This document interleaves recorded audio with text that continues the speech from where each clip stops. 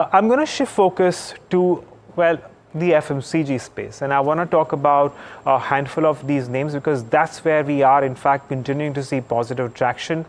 Marico, of course, is one of those counters which is advancing by around 9.5% right now. We are looking at a sharp advance. The numbers are not spectacular, but I reckon that it is going to be more about the commentary. And speaking of the commentary, we've spoken to the management of the company, and well, we spoke about a lot of things. But well, let's get in the MD and CEO of the company and see what he has to say. Listen in. Last year, if you look at the domestic business, I think there were two factors. As you know, that there was stress in the rural part of the system, and therefore the growth was subdued there. Although we had seen some green shoots towards the end of quarter 4, there was also a factor where we had taken a significant price drops in our core portfolio, and also there was some shrinkflation as far as the value-added hair oil was concerned. Now, this year, I think three things are changing. First, we expect volume growth to improve. In Parachute, we see a slight copra inflation, and we have already taken a 6% price hike in Parachute. The pricing in Saffola and the rest of the portfolio will be stable, and also we are focusing on premiumization in a bigger way. We expect that as a consequence, that if the double-digit revenue growth is something which we are looking at and aspiring to.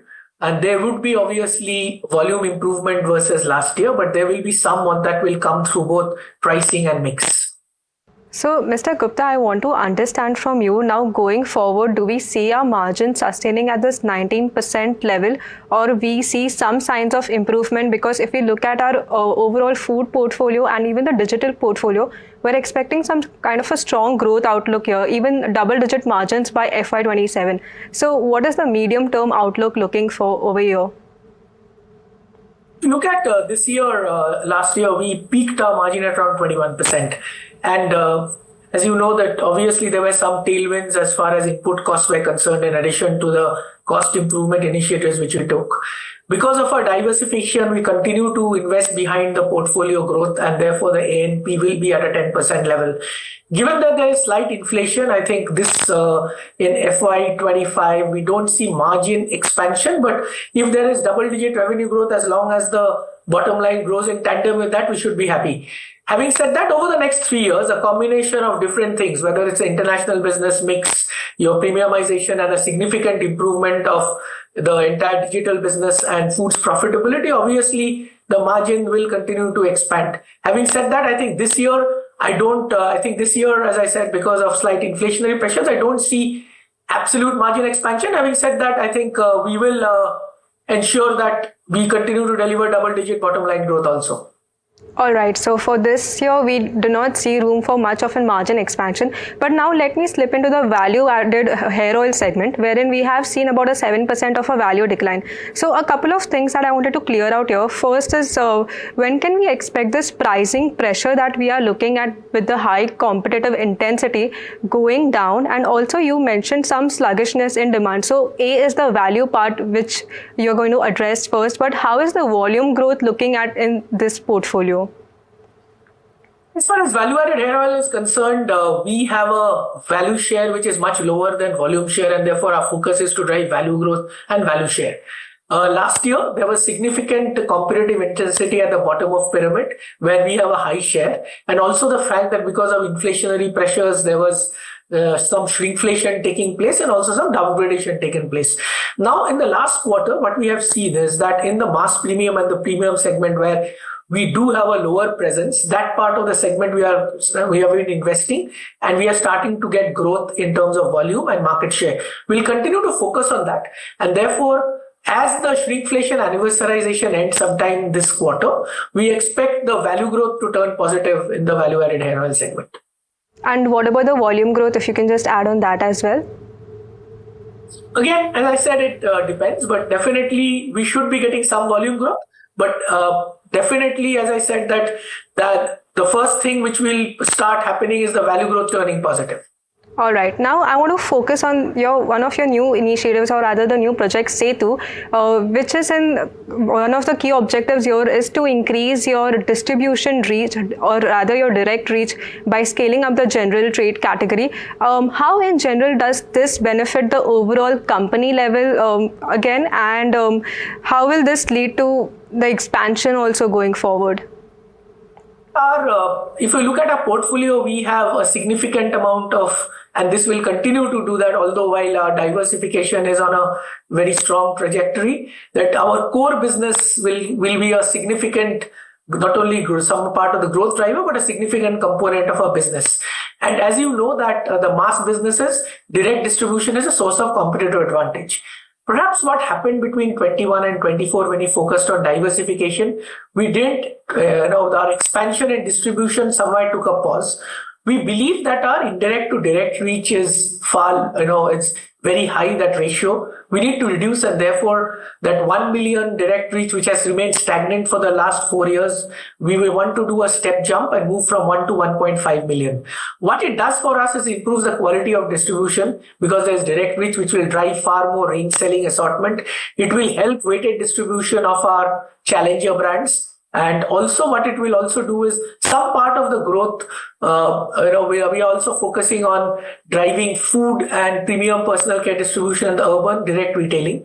So I would believe that while we are investing 80 to 100 crores, which will be self-generated from the system, this will lead to a far more robust distribution, better market share, better assortment selling, and it will start aiding long-term sustainable growth for the business. Also, what has happened, you must realize, is that the general trade in this industry has been a little stressed in terms of profitability. And that is one of the things we would like to do by doing this exercise. All right, the 80 to 100 crore number that you have mentioned, will that have any impact on the profitability if you have to look at the next fiscal? So this 70 to 100 crores is something which we're going to spend over the next 3 years. And as I said, that most of it this year, or 100% of this will be self-generated, whatever we are going to spend this year. All right. Now, moving on to the international business that you've had, a positive outlook here, also a double-digit growth that you've given. But we are aiming to reduce our Bangladesh mix to about 40%, which is, I wanted to understand, is this in line with the current challenges also that we are seeing related to the currency over here? And also, we are seeing some stress in the Vietnam portfolio as well. So can you stress more on this? I think Bangladesh is because of the reducing a concentration risk. We are getting a significant amount of growth from the Middle East business and the South Africa business, which continues to grow well. And therefore, Bangladesh, while there will be reduction in dependence, we expect Bangladesh also to continue to grow handsomely well, because we are extremely strong and well entrenched. We have also had a very strong diversification of our portfolio there. 3-4 years ago, Parachute to continue was 90%. Today, it's around 60% of the portfolio. We have done well in a lot of other categories. I think Vietnam is a transient issue where we've seen some stress in our home and personal care category and some stress in the growth. Having said that, I think we did an acquisition last year. We have also increased our presence in the female personal care in both shampoo, body wash and other categories. And therefore, we expect the growth to improve as we move into this year. Overall, I think in the international business, we are extremely confident that we'll be able to deliver double-digit constant currency growth in the business. Yes, there will be some stress in currency, but even as far as currency and other volatility is concerned, I think the worst is over. All right. Now, I just want to understand from the industry point of view as well. Now, if you are looking at the demand trends, rural versus the urban, so rural has started picking up pace, while in urban, in this quarter, we did see some kind of moderation of demand. So, is this expected to continue forward as well, wherein we are seeing higher rural recovery, which would aid in the value-added products as well for the company? Look at it, I think the three things are going to happen. I think first, the inflation has moderated. We are expecting a good monsoon, and the government continues to support and deliver direct benefits to the rural sector.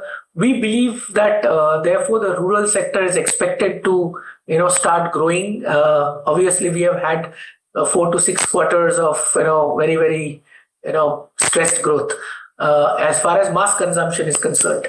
The growth in the premium is very much intact. I think it's being aided by the growth of the organized channel, growth of digital, growth of e-commerce.